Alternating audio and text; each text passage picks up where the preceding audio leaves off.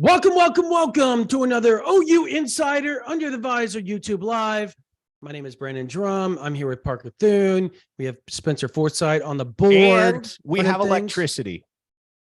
Yeah, dadgummit. Literally came on as we were I was in my car with two big mirror mics in my face with the computer up on the dashboard and my mic in my hand. And they're like, we cannot hear anything intelligible coming out of your mouth because it was lagging so bad. Everybody was on AT&T wireless at the time.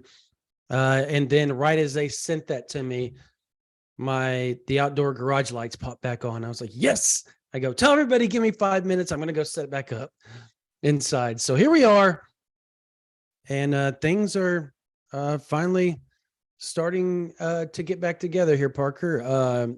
Obviously, there's a lot to talk about. A lot of stuff has happened on the recruiting trail since last time you and I spoke. Obviously, Caden McDonald announces to Ohio State. I hinted to that probably 2-3 weeks ago that I was told after his visit. And I can tell you now, I was talking to a player that was with him on the visit. And at that point in time was told it was an Ohio State, Oklahoma battle. And that's essentially what it ended up being. Is what it is.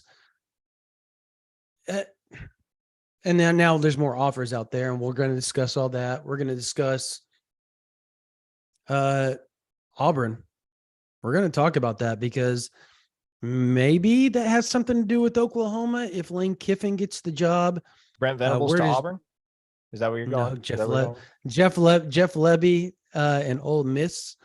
I talked to some sources that are really close down there last night that know a lot of the donors that have been around all that type of stuff for years. We're going to talk about, is Lebby going to be the guy that they go after if Lane Kiffin was to take that job at Auburn, if he was offered? I mean, that's a big if right now because there's a lot of the season still left out to play, and we'll just discuss all that here in a bit. And obviously, Oklahoma beat Iowa State. Excuse me. They beat Ohio State, it'd be even bigger, but they beat Iowa State 27-13 in Ames, Iowa. They have Baylor coming up at 2 p.m. November 5th. We have all that to talk to. Plus, we're going to get to your questions as well. So Parker, man, how you been? I mean, listen, I never lost power this evening, Brandon. So I would say I'm actually doing slightly better than you are right now down here in Norman, as opposed to Mustang. What's with the power grid in Mustang America? Is that an issue at the moment? It's always an issue. It's been like freaking power surges and all kinds. I don't know what their deal is. Better get it squared away in a hurry because apparently we got quite the surge of inclement weather coming on Friday. Yeah, no doubt. But absolutely. Meteorology is not what we're here to discuss.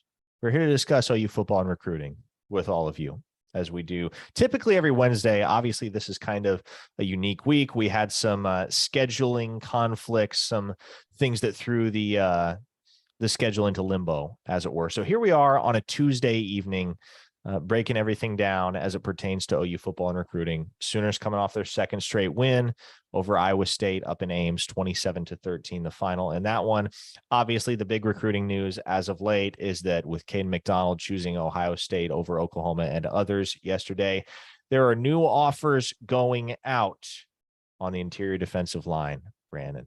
And the 3-star U crowd is suddenly quite vocal again. Oh, yeah, we already have Sooner Cowboys, who is just the worst. I love the guy, but he's the worst, most negative human being in the world. Anytime a recruit goes somewhere, we have to get this guy. We have to get 5 stars, blah, blah, blah, blah, blah. Dude, there's a freaking 5-star committed already on the defensive line. There's 2 top 100 guys committed.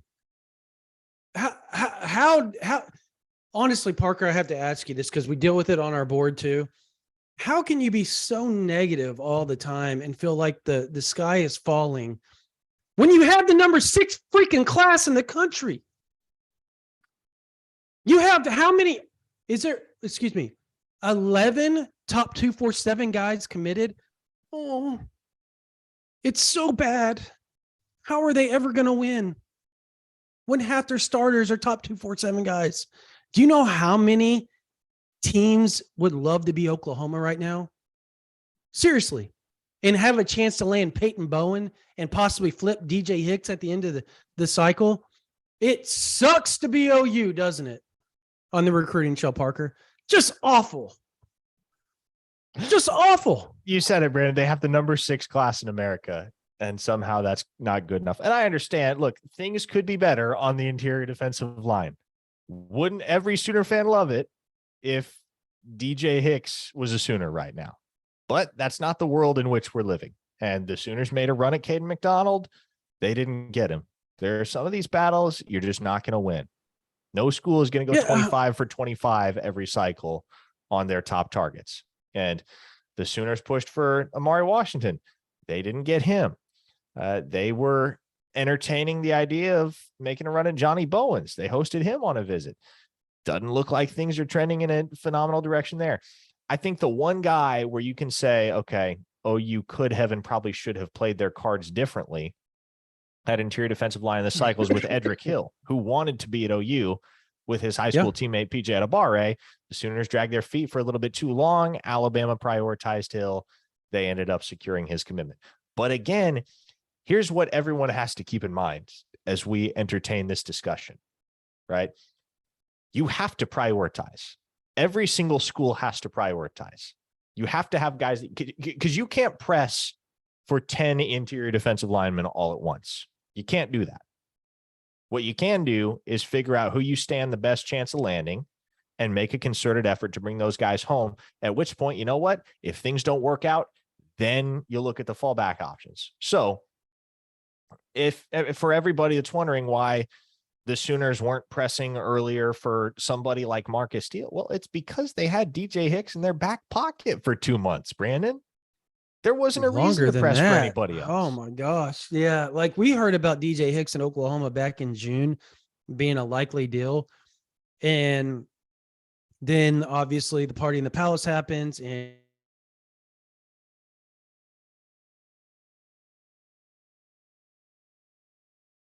silently to Oklahoma, and it's all good. Like for a fact, he talked to Michigan State because he's known Brandon Jordan, the defensive tackle. Sorry, I have a cough drop in my mouth because I have the worst sinus infection of all time, and it makes me cough constantly with all the drainage. So he told Brandon Jordan an hour before he goes on national television, I'm going to Oklahoma.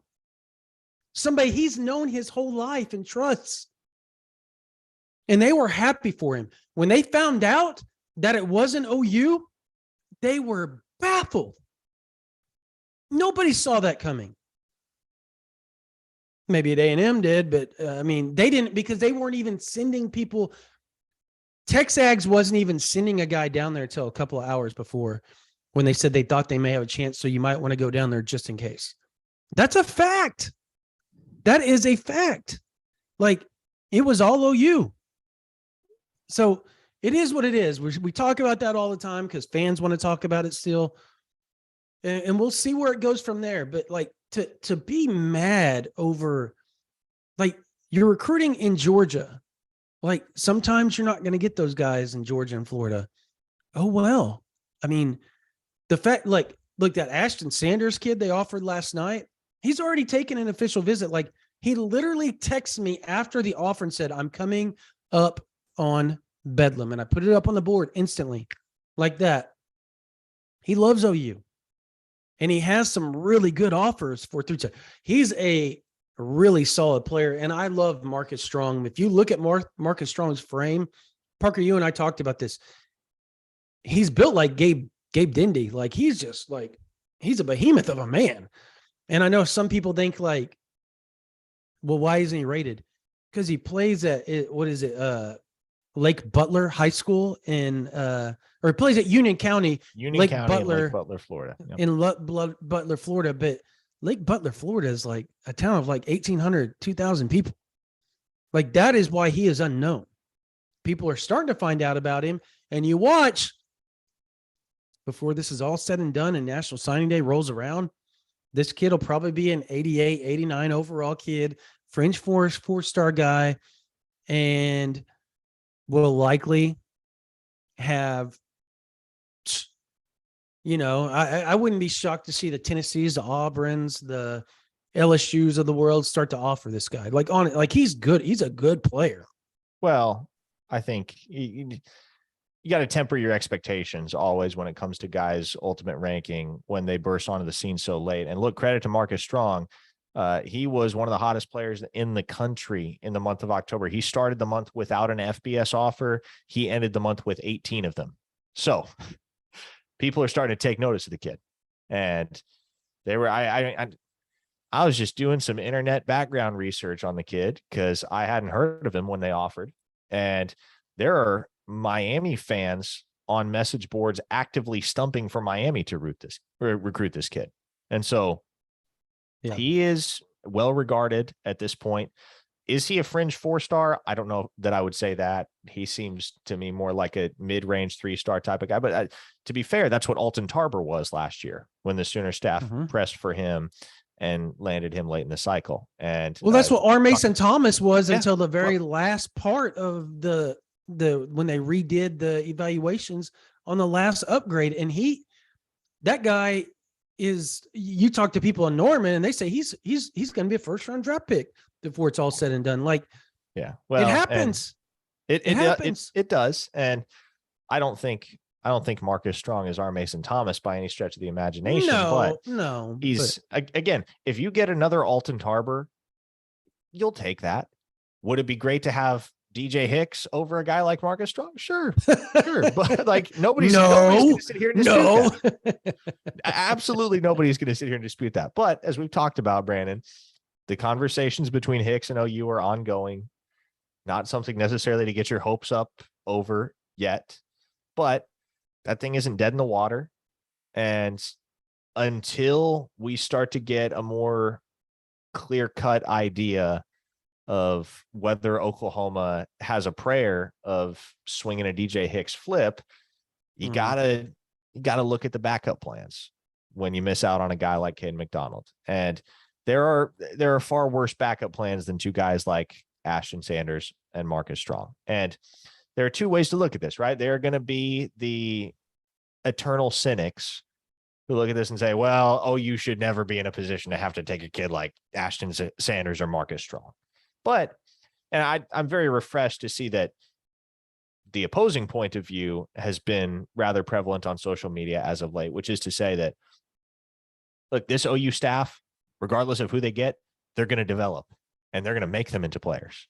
And we saw that at Clemson year after year after year. One of the things that Brent Venables actually addressed today in his press conference was the fact that as a coach, as a recruiter, you have to be mindful of, and you cannot overlook the kids that burst onto the scene as seniors late in the process.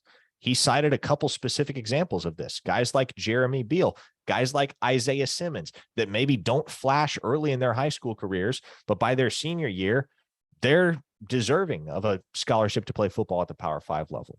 And so I would imagine that this staff sees similar traits in the likes of Ashton Sanders and Marcus Strong. And were these guys the OU staff's first choice? No, obviously not. Like they wouldn't be circling back around for him in November if that were the case. But if they are getting the offer at the University of Oklahoma over a lot more viable options that are closer to home, then here's what that tells you. That staff sees something in those two kids. And they see traits and qualities that have the chance to make them successful football players if developed properly, at the University of Oklahoma. So this is one of those deals where you just have to trust the process. You have to trust the evaluations. You have to trust that these coaches know what they're doing. And they do. It's not as if this is a shot in the dark, Brandon. We've seen Brent Venables and Todd Bates develop players before at Clemson. We've seen them be part of national championship staffs, college football playoff staffs at Clemson. It's not as if we don't have a resume or a track record to look at and say, yeah, this is how things are going to turn out, or this is how things should turn out based on history. The history is all right there in front of you. And I don't understand why there seems to be a segment of the fan base that is so bound and determined not to trust what Brent Venables and Todd Bates and the remainder of this Sooners defensive staff are doing, because I think they've earned the benefit of the doubt at this point. Mm-hmm. No, I agree. And, we were joking about through text last night, the Todd Bates stuff that everybody was like, oh my gosh, like it's all over Twitter. It's on the message boards. I don't get the hate of Todd Bates. Like, I don't get it. Like, he landed Derek LeBlanc when he first came in. He pulled Grayson Haltom when he came in. He pulled Alton Tarber, helped with Cavante Henry, helped with R. Mason Thomas, like instantly like that. And then went and got Jeffrey Johnson, went and got Jonah, helped with Jonah Laulu and several other players that they have on the defensive line. And yet there's all this hate for this guy that just is one of the best human beings that you'll ever meet. Number one. Number two, he's an ultimate recruiter. Like when you go back and you look at what he did at Clemson, right? When he first showed up, they weren't landing like big time guys. Clemson wasn't, Venables wasn't. I know Bates did a little bit to start, but he really got it going later on. And like started the Barises of the world, the Xavier Thomases of the world, all those type of guys. Like, but it wasn't an overnight deal. And the best player that Clemson had, their best defensive lineman, do you remember what his rating was out of high school and what position he played? I'm pretty sure you're talking about Vic Beasley, and I'm pretty sure he was a two-star tight end coming out of high school. He was a 2-star tight end. And what is he now? One of the best D linemen. So and he was amazing in college. Like, let them develop, let them recruit, let them develop, and then watch everything else fall into place like it did at Clemson. History tends to repeat itself in sports. And you have a feeling that it's going to do that again. Now, hey, I'm all for it's no fun to lose 4-star guys with you all, because ultimately when you all are pissed, we get the brunt of it and it sucks. Like, we don't like it as much as you all do because business isn't as good. So ultimately, if Oklahoma's recruiting well, business is good. If they're recruiting bad, business tends to lag a little bit. Yeah. Okay. Here's one more thing I want to point out, Brandon. Go ahead. We've been through this before, haven't we? The month of April, the month of May, the month of June. Mm-hmm. It's not as if these fans shouldn't be accustomed to a dry spell in terms of recruiting. And look, right, I want to make this very clear.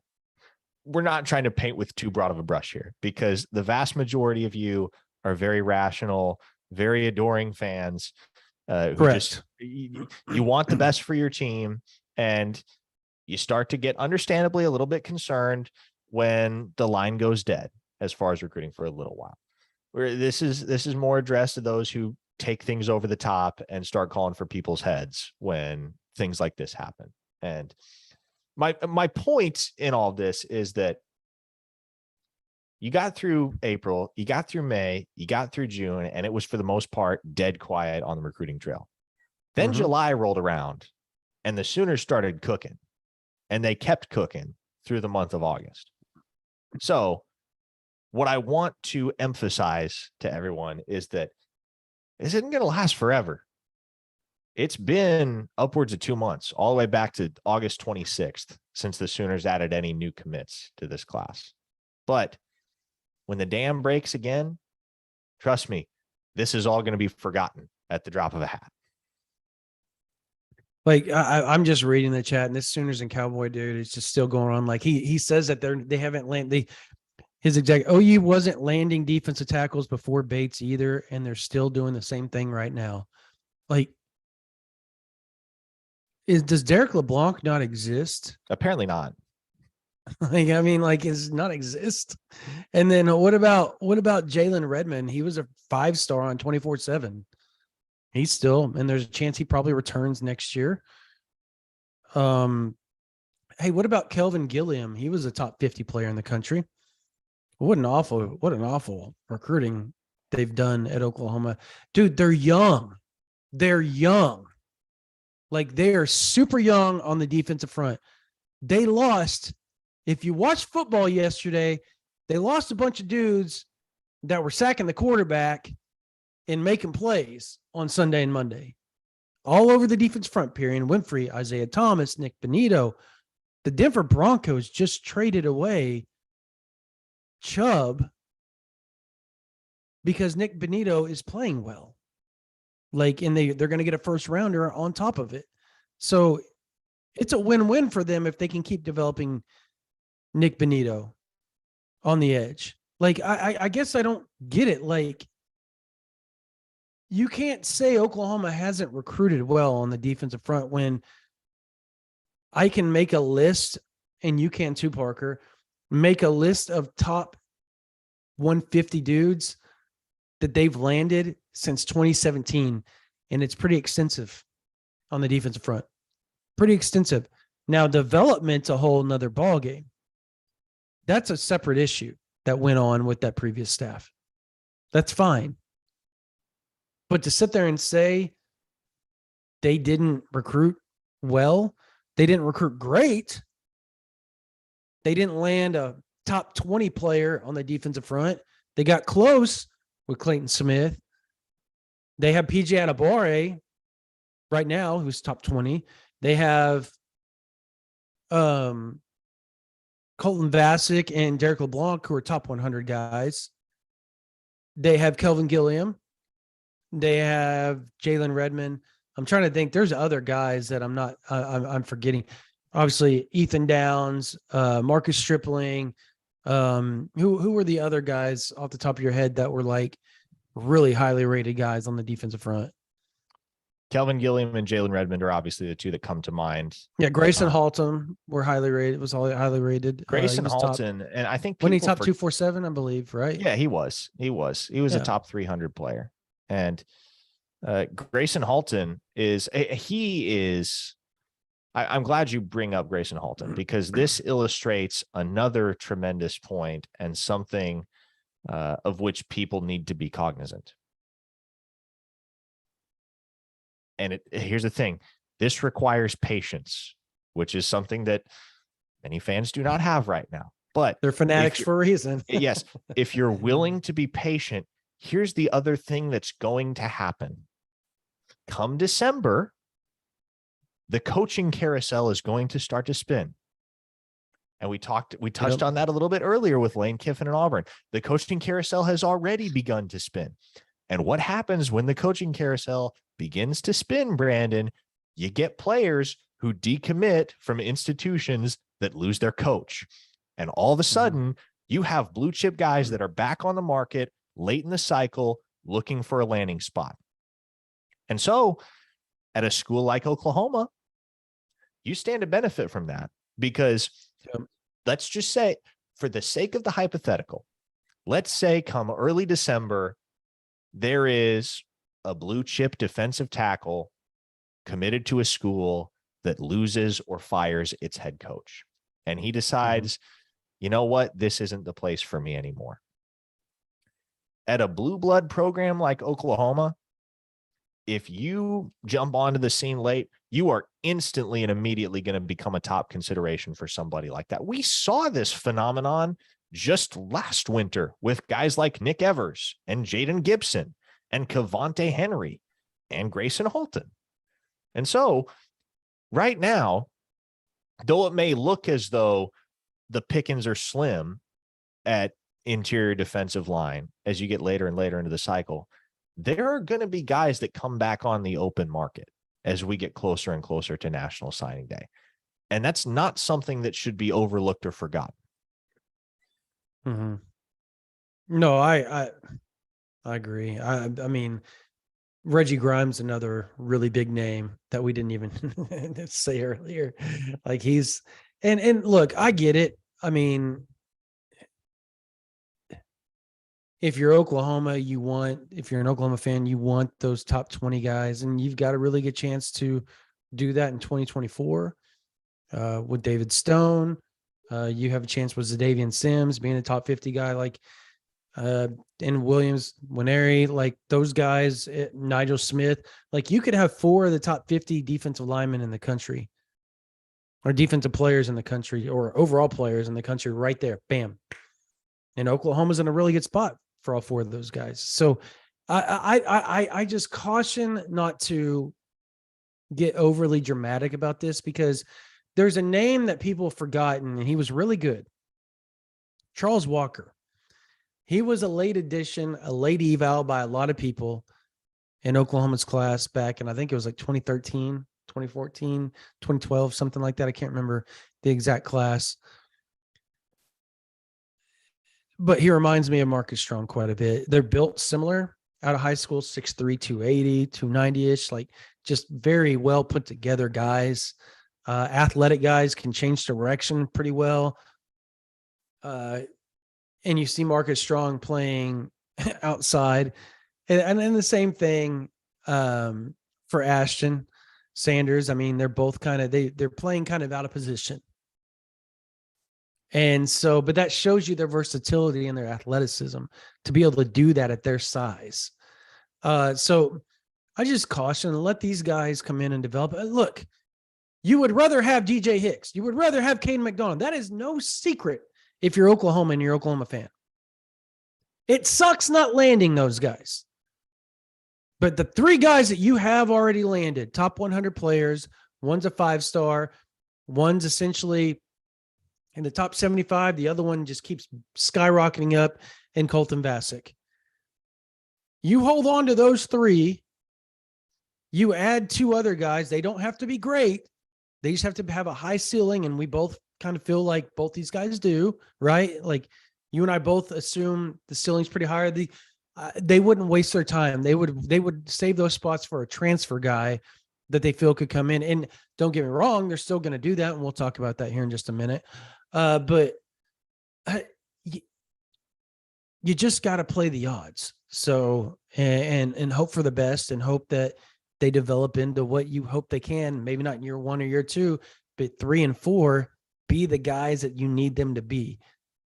Like they may not come in and be instant, impact guys, but they could come in and be contributors and then slowly work themselves into impact guys. Grayson Haltom, he's kind of doing the same thing. So is our Mason Thomas. They're contributing young, and you expect them to do much bigger things as their careers progress and they develop. That's ultimately what they're looking to do. But fans have to be patient, and that's a harsh thing to do for fans, is be patient. And we get it. We're on your side on this. We get it. Let's talk about the Auburn situation. You brought up the coaching carousel.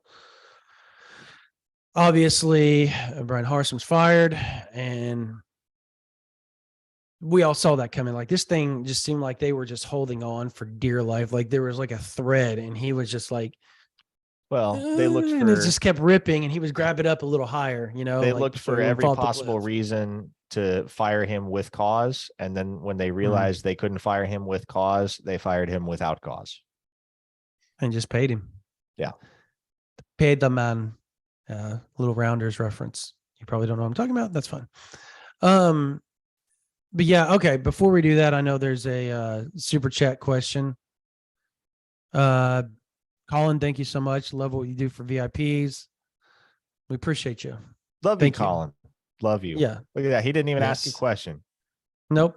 But we have to get to those, and we appreciate the comment. But yeah, everybody assumes that Lane Kiffin is going to be the guy. If not, then it's Deion Sanders. If not him, Matt Rule's been thrown out there. Trying to think who's some other names that have been thrown out there quite a bit. It's pretty much just been those 3 early on. There's been serious Liberty's head coach as well. Hugh Freeze, yeah, but there's a lot of SEC kind of things that are, from what I heard, kind of holding that back a little bit. And he was kind of exiled, if you will. And here's the deal. Here's what here's what people need to understand, because this is pertinent to the Lebby conversation as well, as you start to think about the trickle down effect. In the new SEC, odds are it's going to be really, really difficult for anybody to get one of those 16 SEC jobs, save for maybe like a Vanderbilt. But in general, it's going to be really, really hard to get an SEC job as a first-time head coach. These programs are going to look to swing for the fences with every single hire. And I promise you, that's what Auburn's trying to do. That's why you're hearing the names Lane Kiffin, Deion Sanders, Matt Rule, right? Because I don't know who the next head coach at Auburn is. I know it's going to be a splashy hire, right? They're not going to turn around and hire some G5 guy after all. Well, no, they just poached Mississippi State's AD. And ironically, and why Hugh Freeze isn't going to be, or at least we don't feel like he's going to be one. You remember all the hubbub about like the what you want to call the narcs or the whistleblowers, as far as what was going on, and Mississippi State's players were the ones doing it. That was the AD. He was the AD. I can't remember the name of the AD that Ole Miss hired, but he was AD at Mississippi State at that time. And Cohen was his last name, right? Is that correct? Cohen? Is that right? John Cohen, correct. Yeah. So he was AD at Mississippi State at that time as well. And so I seriously doubt they have a great love for each other. With all that being said, considering that John Cohen is a Mississippi State grad and was Mississippi State's AD after coaching baseball at Lake Florida and all that type of stuff. So like, that's where the Lane Kiffin thing keeps kind of rolling in. And I'm sure as a Mississippi State guy, he would love to cause a problem the week of the Egg Bowl and have all this momentum going for Lane Kiffin and all that type of stuff, because the SEC alums, regardless of who they work for, they never graduate. He's still going to be a Mississippi State Bulldog the rest of his life. And if he can cause a problem for Ole Miss Rebels, I think he's going to. And if that means there's a hubbub for Lane Kiffin, then there's a hubbub for Lane Kiffin. And so what that has to do with Lebby is if they hired Kiffin, being Auburn, instantly everybody kind of points to, well, Jeff Lebby's got to be one of the first names and he's going to be on the list and all that. Well, I talked to somebody last night that would know, number one, and they don't seem to think that they said Lebby's name would be on there and he would be one of the considered candidates, but they don't think he would be one of the top 2, 3, or 4 guys on the list, maybe top 5 and top 2, 3, or 4 guys on the list. Ultimately saying just how things went down behind the scenes with the whole Lebby situation in Oklahoma, and the fact that he just moved his family to Oklahoma, and the fact that he's getting paid close to $2 million and guaranteed, I think at the end of his 3-year contract, he's going to be making $2.1, $2.2 million at the end of it, which we obviously know at the end of this year is 100% probably going to be restructured and added on to, because that's just how things work in college football these days, especially if you want to stay cohesive as a staff. After year one, they're going to up his salary. So if he's making $2.5 million and with a 3-year upgrade to maybe $3 million at the end of his tenure of his first contract, it is going to be hard to pull him, because there's going to be a buyout and all that type of stuff. There's going to be ways that contract's going to be structured for both sides to agree upon. And so you add all that into it. And plus, Lebby's an Oklahoma guy. I think it would be really hard for somebody, as much as we know of him, Parker, you and I specifically, I think it would be really hard for him to sit there and go, oh man, we were 9-3, 10-3. With all this talent coming back, I have the 5-star quarterback coming in who isn't going to follow me to Ole Miss. Like, he may go to Georgia or something like that if Lebby was to leave, but I can't see him going to Ole Miss, right? Because he wasn't going to go to Ole Miss.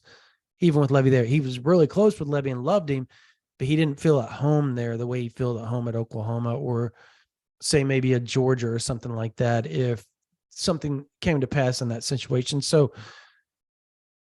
I think at the end of the day, if you're Lebby, you look at that and you go, is getting paid $5 million a year to have all that thrown on top of me at Ole Miss, where it's almost impossible to play for or win a national title? Do you leave the OC job at Oklahoma, where you have a chance to play for and win a national title, to go someplace that there's a ceiling and it's lower than, you know what I mean? Like, I get it that you probably would, because Ole Miss is a good job, but at the same time, how much better of a job is it than the OC at Oklahoma? I mean, that's where you have to kind of, do this at the end of the day. And I'm talking like ceilings. Yeah, I get that it's a better job than the OC, obviously, to head coaching P5 and at a good school, but how much better? And the way I look at it, Brandon, is, and this is no knock on Jeff Lebby, but I don't fathom a circumstance in which that decision is in Jeff Lebby's hands to make, because I don't think Ole Miss would hire a first-time head coach if they lost Lane Kiffin. You lose a coach that's fair. Yeah. You're going to try to bring in a coach whose name carries a lot of weight. Right? So Ole Miss, if Auburn swung for the fences and got Ole Miss's guy, Ole Miss would turn around and swing for the fences themselves. So the way I look at it, I just don't see Jeff Lebby being in a position to have to make that decision between staying OC at Oklahoma and being the head coach at Ole Miss. I just think they're going to be targets that are significantly higher up Ole Miss's board, and they're going to have people that are willing to cut the requisite checks, to pay whatever's necessary to get one of those guys to Oxford. We have another super chat question from Kobe Bear, who asked, why not circle back around on Edric Hill and or Jordan Renaud? And the simplest answer there is, those guys are committed to Alabama, and with very few exceptions, guys don't flip from Alabama. All right. Like it's very, very difficult for you to convince anybody that the situation anywhere else is better than the situation at Alabama, because you look at the landscape of college football over the last 15 years, Alabama's dominated in every category. You can try to, any way you slice it, any angle at which you look at it, Alabama has been the dominant program in college football over the last 15 years. And Nick Saban's a living legend. Nick Saban can close like nobody in this business. So if you were unsuccessful in convincing a guy like a Jordan Renaud to come to Oklahoma over Alabama in the first place, you're just wasting your time if you try to reopen those conversations, because you're not luring those guys away from Alabama. It's just not happening. And what I think a more viable alternative would be is, quite honestly, at this point, you wait it out.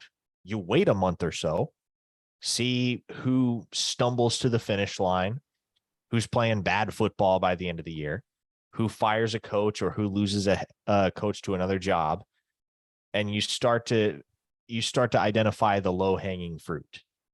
And occasionally, every so often, again, as we talked about, Grayson Halton being a perfect example last year, occasionally you get some pretty desirable low hanging fruit late in the cycle. So that's what I'm doing right now. If I'm OU staff, I'm just standing pat for a while, because I don't really feel the need to go and grab another body on the interior defensive line until December rolls around and I have a sense of who I could realistically flip from a school that is in a tempest, as it were. Well, and speaking of, waiting around and seeing what's going on, people keep asking the Colton Bassett question. And you and I are kind of tired of talking about it, because we both agree that nothing is going to happen. If something was going to happen, let me rephrase that. If something was going to happen, we think it would be closer to National Signing Day than right now, because he doesn't want to be a distraction to his team. He wants to focus on the playoffs. He wants to win a state title again. And I think then it would be kind of a decision that would be made if there was one to be made. But right now, from what we're getting and talking to sources around Norman, is that everything seems kind of good right now. I think it's going to be interesting to see if he shows up for this week in the Baylor game, because originally he told me, I'm visiting November 5th for the Baylor game. Like that's, and the fact that it's a 2 p.m. kickoff, I believe allows him to do that. He doesn't have to leave his house till like 8 o'clock in the morning to get there on time. It's a 5-hour drive. He would have an hour to be with the staff and hang out. Then he could hang out after the game as well before having to make it back. And he could be back by midnight after hanging out a few hours as well after the game, and, you know, doing whatever he needed to do to make himself feel comfortable about the situation with Oklahoma. You know, let's say Oklahoma beats Baylor. Well, Texas, not only did they lose to Oklahoma State this past game, they had a bye week this past weekend, and now they have to travel to Manhattan. And Adrian Martinez is now going to be healthy. And after that, Parker, do you know what they get to do? They get the luxury of hosting TCU at home. Yay! Which has never been an easy draw for that program, least of all here in 2022. Yes. So, you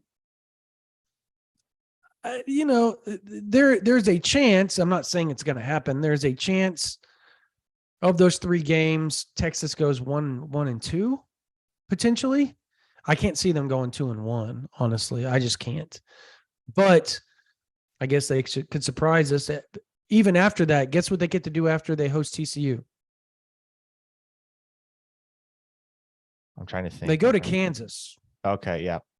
And I know that sounds weird to say, but one, Kansas has been a thorn in Texas's side. 2, Kansas is a pretty good football team, and they're going to be playing at home in Lawrence. So and playing at home in Lawrence actually means something this year as opposed to years past. Yeah. Yeah. So oddly enough, they have the hardest 4-game stretch I've ever seen this year out of all the Big 12 teams. That is the hardest 4-game stretch. If they somehow go 2-2 out of this, that means what, they're 7-5 at the end of the year, most likely. Maybe 6-6 if they choked up another game or something, or lost another game out of that. You know, look, it's still at the end of the day, the draw that I guess my point is that this is year 2, you know, for Sark, and year 1, if Oklahoma somehow wins out and goes 9-3 or is 4-1 at the last 5 games and they go 8-4, you still look at Oklahoma and they end up 9-4. You still look at Oklahoma if you're a recruit and you're deciding between the two. And this isn't a homer take. This is just an obvious take. Oklahoma got better as the year went on, and they're going to return almost everybody in 2023 with the addition of transfers and or one of the top classes in the country. You have to like their odds to be a much better team and really compete for the Big 12 title next year and potentially a playoff berth in 2023. And I think ultimately you've got to look at that if you're a recruit deciding between the two. Now, the other issue, Parker, is what if he doesn't show up for Baylor? Well, good news is Oklahoma has another home game. And if he says, look, I couldn't make it, but I am 100% coming for Bedlam, I think at that point, you just got to cross your fingers that happens. Because if it doesn't happen, you can kind of see the writing on the wall, and a flip would probably be in line. But if he does show up to one of those 2 games, you got to like Oklahoma's chances if they perform well at those games. I think that's ultimately going to be the deciding factor. Is getting him back on campus and reminding him why he chose Oklahoma to begin with. Yeah, exactly. I mean, that's right now, if you don't get Vosick back on campus, I would concede the flip at that point. If he doesn't get back 100%. On campus for the Baylor game or the Oklahoma State game, I would concede the flip. I think you have to. But if you do get him back on campus, that's going to be crucial, because what you talked about is going to be crucial, is what I mean, Brandon, because Colton Vosick wasn't even supposed to be at Oklahoma the last weekend in July for the party at the Palace. He was planning on being out at Texas Tech. And then boom, in the span of about 72 hours from the time he agreed to come to Oklahoma that weekend, he was committed to Oklahoma. Oklahoma won him over. Miguel Chavis won him over. Brent Venables won him over. And so is getting him back in Norman, getting him back at the Palace on the Prairie, going to be enough to remind him of all the reasons that he fell in love with Oklahoma? You'd hope so. And you'd hope that that brings back some of the memories of that weekend that he spent at the Palace alongside a bunch of his peers, and kind of jog his memory to the point where he's willing to acknowledge that, look, regardless of how many ties I have to Texas, how many ties my family has to Texas, Oklahoma is the place for me. That's what you're angling for if you're OU. And I think it helps this weekend, if you're able to get him back on campus, that you're going to have PJ Adebawore in town, your other edge commit. You're also going to have Jackson Arnold in town. And as we know, there are not too many salesmen that can go toe-to-toe with Jackson Arnold in terms of peer-to-peer recruiting. So make no mistake, if Vossick's on campus, Jackson Arnold's going to be in his ear. You'd expect that PJ Adebawore is going to be in his ear as well. And Lord knows the Sooner staff is going to be in his ear, talking up the overall experience in Norman, talking up the direction of this OU defense, and talking up all the traits and aspects of the OU experience that led Vossick to commit there in the first place. Well, let me ask you this. There's a lot of, Vossick is gone, or, there's that type of talk going on right now on our chat. And being that he's been committed to Oklahoma for so long, and he's had a chance during a 3-game losing streak to just jump ship as it was, why do you think that the fans go that way? Do you think it's, one, that they truly believe that, 2, that they're saying that as kind of a defense mechanism? So like, if it does happen, they're like, see, I told you so. Or 3, if he does stick, even if they're wrong, they can be happy that they were wrong because they didn't allow themselves to get totally, beaten up about it if he was to leave, but now they can get super hyped because they talk themselves into the worst. Like, which one do you think it is? A little bit of both. I think, again, with these fans, Brandon, and with any fans, you can't paint with too broad a brush. There's a variety of perspectives. There are a variety of segments across this fan base. And again, the vast majority of them are rational and level-headed. And as with anything, the ones that are not are the ones whose voices you hear the loudest and the most, right? Before we go any further, just want to remind you all that are watching, if you have not subscribed to this channel, please do us a favor. Go ahead and hit that subscribe button underneath this video. It helps us out. It helps you out. Help us help you, because we're posting new exclusive video content literally every single day to this channel. So for those of you that are OU Insider VIPs over at ouinsider.com, you get all the inside scoop on everything that's going on with OU football and recruiting. But you know what? If you're not feeling like spending the several bucks a month for a subscription, a real easy way to at least stay abreast of the important happenings is to subscribe to this YouTube channel. We do live shows every week. We do podcasts twice a week, press conferences, interviews. We do game previews with opposing teams, insiders. So it is all right here on the OU Insider YouTube channel. You're not going to miss a thing if you're subscribed here, and you certainly will not miss a thing if you're subscribed over at ouinsider.com. But again, if you haven't subscribed and you are a regular listener, or a regular viewer rather, just do us a favor, go ahead, hit subscribe. That way you're never going to miss any of the video content that we're cranking out on a day-to-day, week-to-week basis. Thanks, R. Davis. I don't know what else to say. What did you say? He didn't say anything. That's Oh, what he okay. did. Okay. He dropped a 50 burger on us. Oh, R. Davis, he's the man. Appreciate you. Yep. Always Yep. appreciate you. Yes, sir. So let's talk about the offers. Obviously, defensive lineman. We've talked about the offers. Sanders, obviously, of Strong. There are a couple we haven't talked about. Go ahead. Well, you are much more tuned into the situation with Edwin Joseph than I am. Yes. So, and we'll get back around to that. But for those curious about what the offer to Jordan Allen means, 3-star athlete out of Olathe North up in Kansas. I had a note on him yesterday at ouinsider.com, and basically the sum and substance of the situation with Allen is he's currently committed to Kansas State as an edge rusher.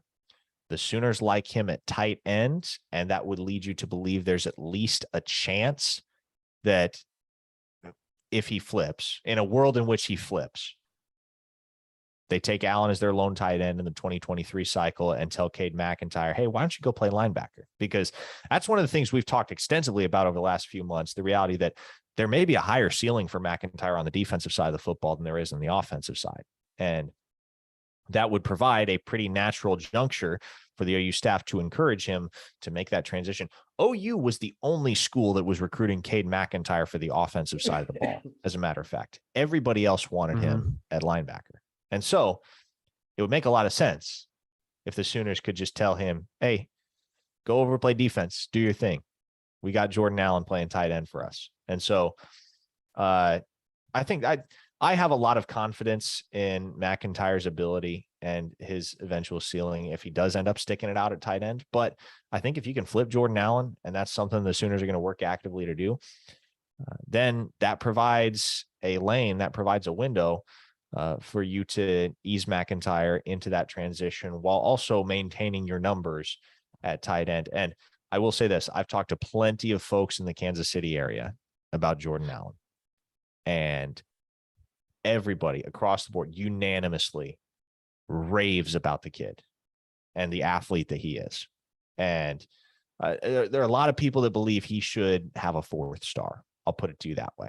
And it's, when you look at the kids that Kansas State has made a point of pursuing and signing over the last few years, Kansas State is one of those programs that's really, really good at identifying under the radar talent. And Jordan Allen appears to be a very poignant, very conspicuous example of that very phenomenon. And so if Oklahoma can work on bringing him down to Norman, potentially for an official visit, and convince him that he's a fit down there, that it's not too far from home, because being close to home is big for him. He wants to stay close to home. That's kind of the reason why his recruitment was always kind of limited strictly to Kansas State, to Iowa State, Iowa, Missouri. If you can sell Jordan Allen on Norman, Oklahoma, I think you can have a lot of confidence that this dude's going to be a really successful football player in the Crimson and Cream. And there are many who believe he's just going to be a successful football player anywhere he lands, because that's what kind of athlete he is. Yeah. First off, thanks, Stacy. You and R. Davis you guys are great. Thank you so much. Like, super humbled for that. Honestly, like, that's amazing. And, can't thank you guys enough for doing that. And all the time we put in for this, and you guys are here. We do it for you all, but it's always nice to be shown that appreciation. So, and also shout out to Ricardo LeBlanc. We do that every YouTube live, and we can't go without giving the shout out to Mr. LeBlanc, as we know he's watching. And so hope all is well. Texted with him yesterday, so I know all is good. He was shocked a little bit on the McDonald thing, but knowing him and Derek, it's Kane McDonald and Derek are really good friends. And the Ohio State and LeBlancs and all that type of stuff. It's a weird deal, but I think they were just shocked, honestly. So, but one of the other offers is an athlete 3-star out of Chaminade Madonna Prep Is he down only a in Fort 3-star? Lauderdale. He's only a 3-star. He's Oh, a wow. I thought 4-star, he I was a think, on 4. others. He's a 4-star on others. I think he's a 3-star on ours. Okay. Here's the crazy thing about it is he's from the same school as one Hollywood Brown. If you walk into their locker room, there's a big mural of Hollywood Brown up there. It's pretty awesome. Right above their lockers. Massive, like 5x4 or probably 7x4, 8x4 mural painting that's up above, and a couple of other big names that everybody would recognize as far as the murals that go above. That school produces a lot of talent, a lot of talent. It's one of the top programs in all of high school football across the nation. It's always highly ranked. They're always playing and winning titles. And Edwin Joseph is a really good player. He's being recruited as an athlete, both sides of the ball. Oklahoma sees him either a wide receiver or corner at this point, but he could be a safety as well. He's kind of a tweener, I think, at 6 foot, about 185 pounds. I went down there and I've seen him 3 or 4 times over the last few years. And Oklahoma was always a school that intrigued him. He's taken an official visit to Penn State. He's taken an unofficial visit to Miami. Miami offered him, I want to say, back in September. And shortly after, I think Gabby and Andrew Ivins put in crystal balls to Miami, if I remember correctly. And so, but nothing has happened of that. And when I talked to him this past week, he said, look, I'm wide open, man. I want to get up there and take an official visit. I may be able to take an unofficial visit. They're working on the playoffs and finishing their season out. So it's one of those deals where Oklahoma's going to build a relationship. Coach Lebby was one of the ones that offered him. So I think that shows you how much they like him, that the OC is the one that made the offer and not the wide receiver coach, which also intrigues me a little bit that the wide receiver coach didn't make the offer. If you smell what I'm stepping in a little bit, like it's kind of, yeah, I'm with you. I mean, maybe they want to hold off and see how the rest of the season goes. Cause I know everybody thinks Coach Washington's doing a phenomenal job. I think he's doing a phenomenal job. He's held on to the class as far as wide receivers go. Oklahoma has a great wide receiver core coming in 2023. But at the same time, yeah, I think you want your lead recruiters to be the guys that you feel are 100% on staff next year. And he's kind of coaching for his spot. And he knows that. I think he's well aware of that. Like, if he does a really good job, he's probably going to get the job full time or has a really good chance to do it. If not, there's this guy out there that does this little rap that everybody does with the intro that everybody sees out there. Gonna get crunk, sipping on codeine. Schmitty wants to make your time. That guy down there at TCU, he's kind of the buzz name still out there. So we'll see how all that plays out. So I get it. I get why the OC would be the one making the offer right now. Makes sense. But we'll see if he can get up and take an official visit or unofficial visit. I think he wants to, because Oklahoma's been one of those schools, like I said, that he really likes and has liked. It's just going to be hard to pull him out of the ACC area. Likes Georgia Tech, likes Auburn, likes Florida State, likes Penn State. So Oklahoma's kind of Johnny come lately. So if they can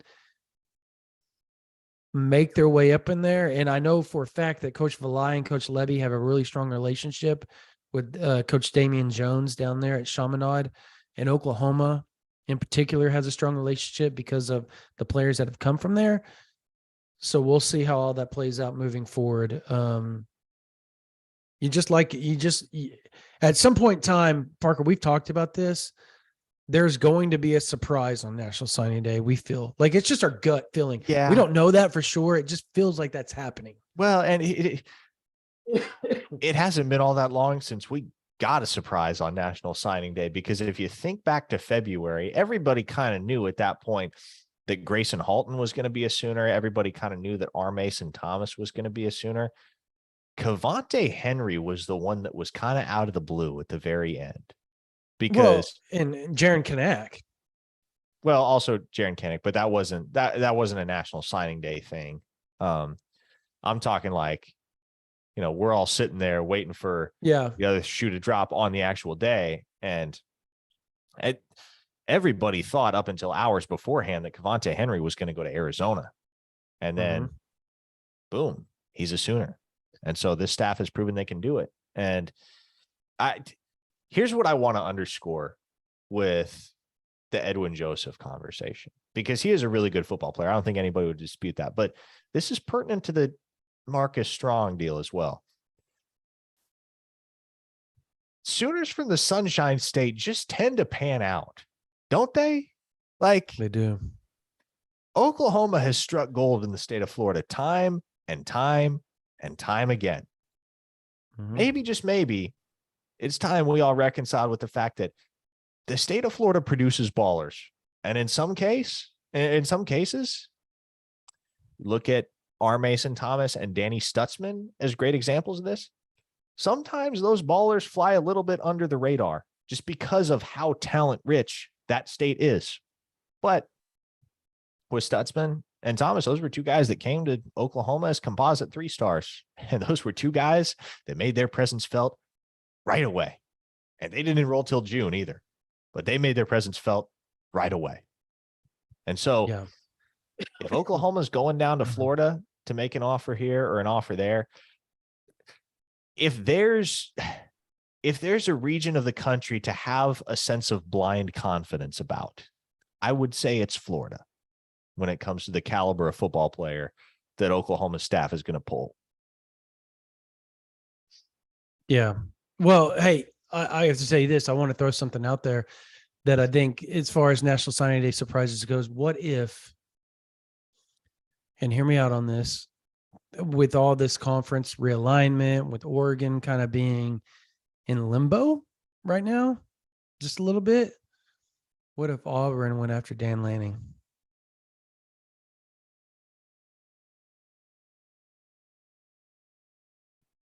Went after Dan Lanning in what sense? Amari Washington, Ashton Kozar, to be the head coach.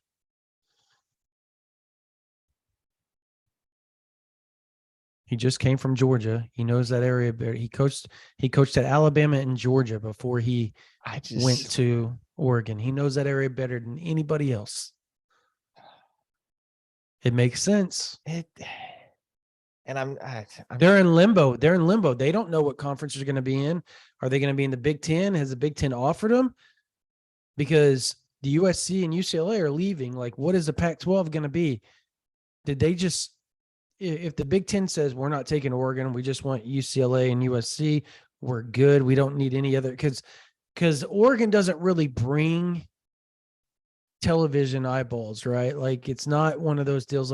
It's a national brand, but it's not a national brand to the point that it's Oklahoma or it's USC or Texas or Auburn or Alabama or Georgia, Clemson. It's not one of those brands. Michigan, Ohio State. It's not. It's a big brand, but it's not one of those. No matter how good they are, just because college football doesn't matter up there the way it does in this region. So the eyeballs don't exist the way they do for these long-term blue bloods, right?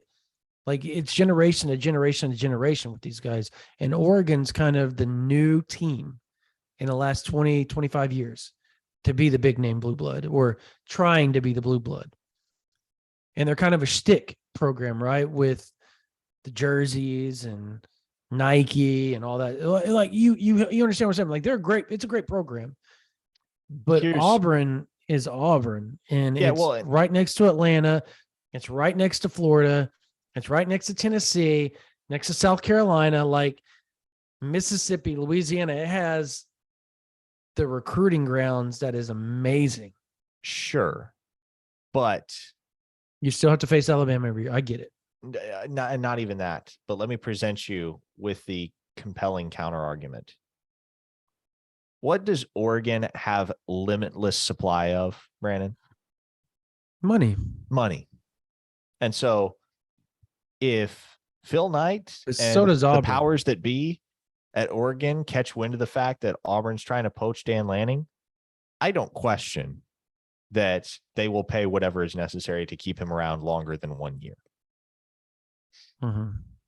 So no, I agree. I was just saying, like, he makes sense because they want an SEC guy that has SEC experience. That's basically all Lanning has. That was the appeal for Oklahoma in Lanning, outside of the fact that he was from Kansas City, Missouri, is he was from this region and he had SEC connections. That's what made him and Venables be the big name. They were the two big names that were like battling it out of who was going to get this job. We kind of figured it was Venables the whole time, but you kept hearing Lanning's name creep up over and over and over. And we had sources close to that, very close to that situation, that were telling us they were talking and doing all that type of stuff behind the scenes. And we would get calls when they had meetings. And it was just one of those deals where it's like, you know, it makes sense that he's a name to be considered for an Oklahoma or an Auburn or any other big name Southern school. His name is going to get thrown out there no matter what, because Cristobal left Oregon for Miami. And I get he was an alum of Miami. I get it. But if you were comparing the programs, that makes zero sense. He did it because the I would recruiting argue base. It makes a lot of sense. I'd argue it makes a lot of sense. Miami's been trying to get back for almost 20 years. Yes. And they're still struggling. The recruiting base is huge at Miami. I get it, but you're talking about the same thing at Auburn. And Auburn has won a national title in the last decade or last 12 years and played for another. So it's got potential. That's my point. I mean, I'm just throwing it out there, like, but and again, that goes to the National Signing Day surprises.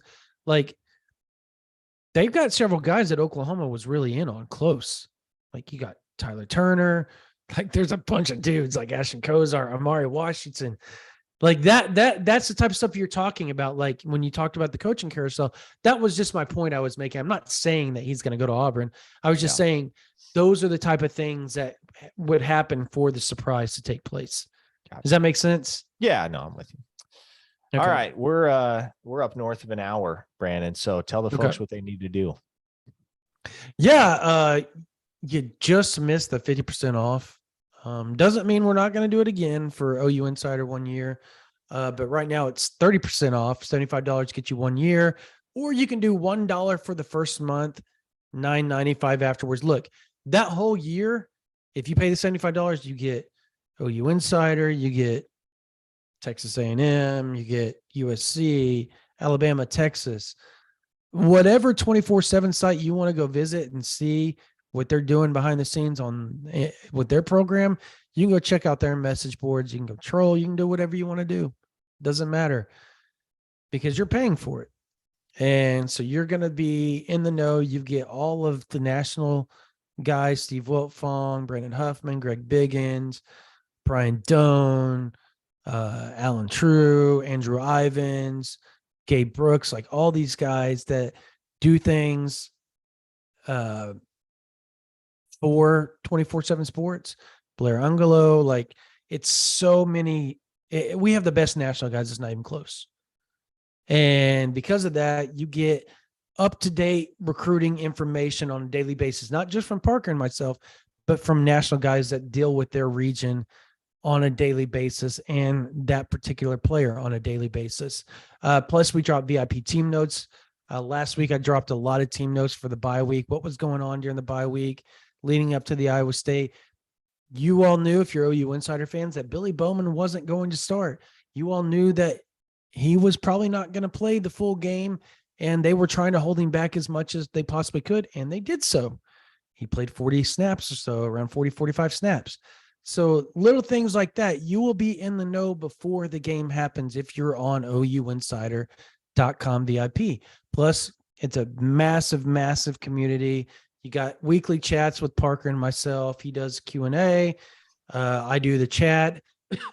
And we do videos and all kinds of other stuff behind the scenes that only you get on OU Insider VIP. So $1 for the first month, $9.95 afterwards, or you can do 30% off, $75, get you a whole year of OU Insider.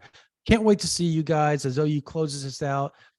We're going to have a lot of recruiting information coming up over the next few weeks with I'm going down to see Billy Bowman, Jackson Arnold, all that on Thursday. Kevin Sperry's playing against Jackson Arnold. Should be a great quarterback battle, 2025 guy that Oklahoma is really focusing in on out of Prosper Rock Hill.